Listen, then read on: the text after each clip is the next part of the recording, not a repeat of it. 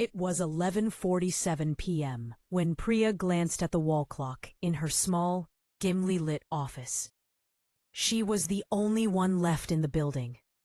The air conditioner hummed softly, papers fluttered occasionally from the vents, and the hum of fluorescent lights filled the silence.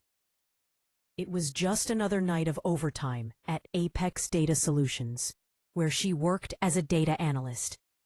Her manager had dumped a huge project on her desk that morning, saying, "We need the report ready by 8 a.m. tomorrow." So here she was, sipping her third cup of coffee, half asleep, trying to finish. The office at night always made her uneasy, especially since security left at 10. But Priya was used to it. At least she thought she was. The first odd thing happened around midnight. From the far end of the office, where the old storage room was, came a faint sound.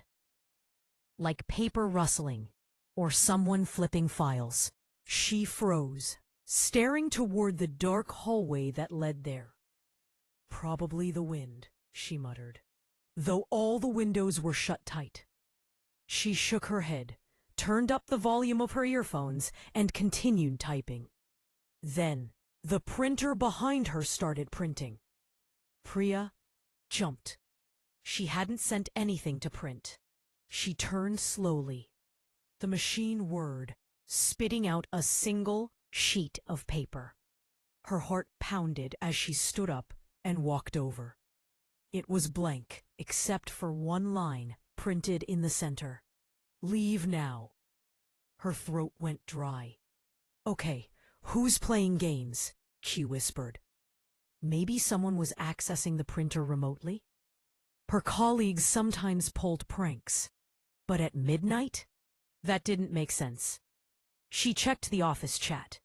Everyone was offline. Priya took a deep breath and told herself not to panic. She crumpled the paper and tossed it in the bin. "Just a glitch," she said out loud, forcing a shaky laugh. She returned to her desk. But a few minutes later, her computer screen flickered. The spreadsheet she was working on closed by itself, and a black window opened. Command prompt. Lines of white text scrolled rapidly before stopping at a single message. "Why are you still here, Priya?" Her fingers went cold on the keyboard. Her name. She tried to close it, but the mouse froze. Then her screen flashed, showing a grainy, black and white image from the office's CCTV camera. Except this one showed her desk. In the frame, Priya saw herself sitting at her computer. But behind her, near the glass door, stood a tall, dark figure, its head tilted slightly, its face obscured. Priya spun around. No one. The glass door reflected only her terrified face. She grabbed her phone and opened the camera app, pointing it toward the door. Nothing. But when she switched to selfie mode, for a brief second, the reflection behind her moved. A dark blur darted out of frame. Her hands trembled. "Enough!"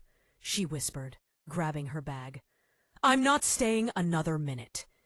She rushed to the main door, but it wouldn't open. The security lock system had gone offline. She pulled, pushed, typed her access code. Nothing. "Please open," she shouted, slamming her hand on the sensor. Then a soft voice behind her. "Don't go." Priya froze. It was a whisper, a woman's voice. Right behind her ear, cold air brushed her neck. Slowly, she turned around. Standing by the far cubicle was a woman in a faded white office uniform, her head slightly bowed, hair falling across her face. She looked drenched, like she'd come out of the rain. Priya stepped back, her voice shaking. Who are you?" The woman didn't answer. She only raised her hand, pointing toward Priya's desk. And then she was gone. Priya ran back to her desk, terrified, but drawn by the compulsion to look. On her screen, the CCTV feed was still open, now showing a different angle. The same woman walking between the cubicles, closer and closer to the camera, until her pale face filled the frame. Eyes wide, mouth open in a silent scream. The screen went black. Suddenly, every monitor in the office flickered on by itself, each showing the same face. Dozens of screens glowing with the same screaming woman. The lights overhead began to buzz and flicker, then burst, one by one, showering sparks.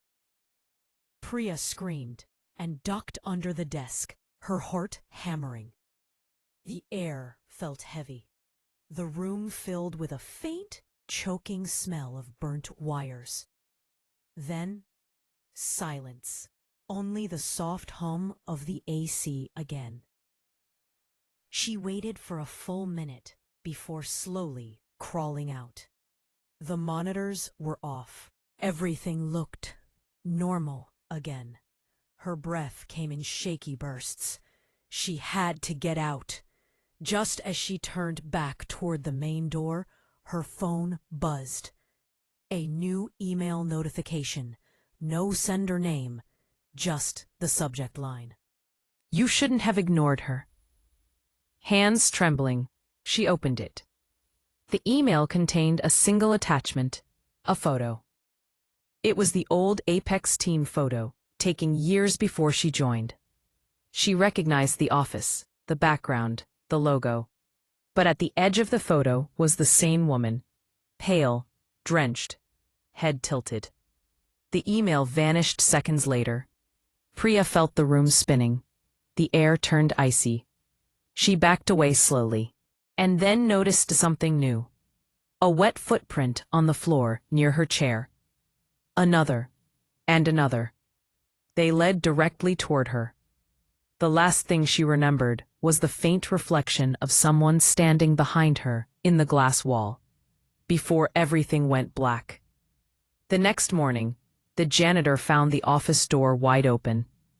Priya's computer was still on, showing a half-finished report. Her bag was on the floor, her phone on the desk, camera open, recording a dark, blurry video. The footage showed Priya's face for a moment, frightened, whispering, "Please stop." Then it cut to static. No one ever saw her again. A week later, a new employee was hired. On her first night shift, while printing some files, she noticed something strange. A page came out of the printer, a blank sheet with one line in the middle, "Leave now." And from the reflection of her monitor, she swore she saw a drenched woman standing behind her, smiling.